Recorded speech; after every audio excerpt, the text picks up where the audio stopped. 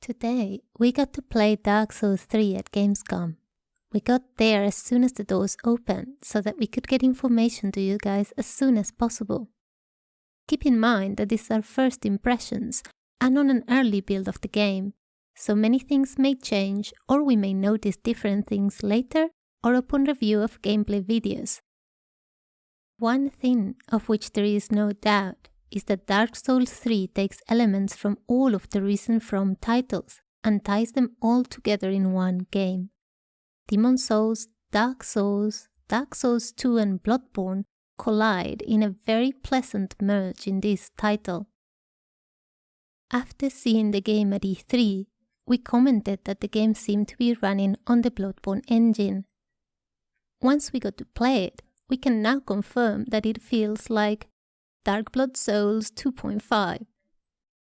The thing that reminds us of Bloodborne is the general setting and the theme. There is statues and decorations in the environment.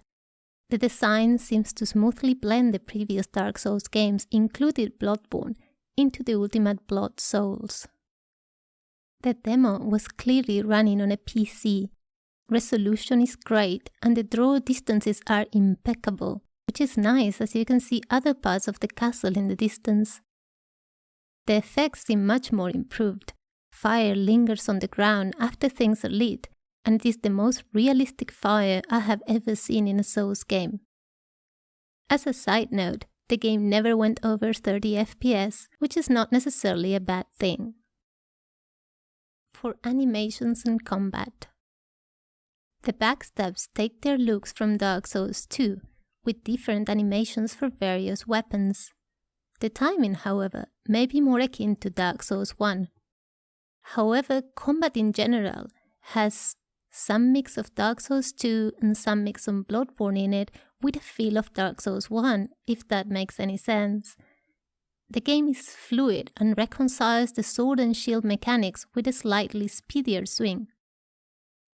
I was wondering how I take to blocking and rolling again after the far greater mobility of Bloodborne. But to be fair, the character feels responsive and the rolls feel a tad faster than they used to be, but not a lot. Poise was hard to get a feel of in the short time that we played. Nearly everything that we attacked staggered in one hit, including knights. We noticed that enemies had attack patterns similar to Bloodborne, some of them doing mad dashes with daggers or carrying lamps. Lock-on mechanics seem to have improved and look slightly different. However, you still rotate through targets using L3. We were able to use multiple weapon arts, which are a new aspect of gameplay. These are specific to the weapon that you're wielding and will apply specific properties in a sort of upgraded power stancing from Dark Souls 2. Something to note about weapon arts is that you have to hold L2 to use some of them, and others perform an action instantly when pressed. The longsword, for example, you have to hold L2 or you cannot use it, and while holding down, you cannot block or heal. It makes timing really important. The axe, on the other hand, has a battle cry called War Cry that seems to stun nearby enemies and is instantly cast. It also puts a red aura around the player, which is what I believe was shown in the gameplay trailer yesterday. Regarding game design, it seems that bonfires, Estus flasks, and even green blossoms are all duly in place and seem to be exactly like you know them. This is a world that is interconnected with shortcuts, much like Dark Souls 1 and Bloodborne. As Miyazaki had hinted, there is a dragon guarding loot early in the game, and there are corpses with souls strewn around and in locations I couldn't fathom how to get to. The HUD looked nearly identical to Dark Souls 2, with the exception of a Solaire symbol in the upper left corner, possibly depicting a covenant of the player. Enemies looked and felt a lot like Demon Souls and Bloodborne. Between the skeletons and the knights, I had flashbacks to Boletaria and then back to Yharnam. I did see one giant knight that looked similar to Smough from Dark Souls 1.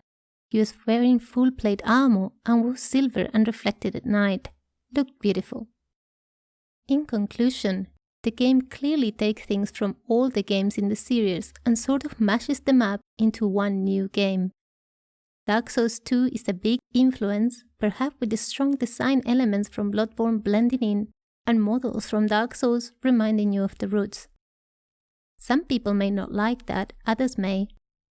I think that Dark Souls 2 without soul memory would have been a much better game, and perhaps this will be the Dark Souls 2 that we would have all liked to see. Summarizing the reveals, we have confirmed interconnected world, weapon arts, bonfires, Estus flasks, green blossoms, firebombs, and even fire vapor. We have confirmed new weapons and armor designs with the style variety unlike Bloodborne. We have confirmed Dark Souls style combat speed, no Bloodborne dashes, and enemy swarms with random movements. They are not all statics. We have some gestures that you can see on the wiki, and we have confirmed that there may be the Sunlight Covenant coming back as the symbol is displayed on the player. Thanks for watching, we hope this has been informative. If you have any questions, feel free to contact us here in the comments, via our social media or in the forums. And keep an eye on the wiki as we will continue to update it as the information is revealed.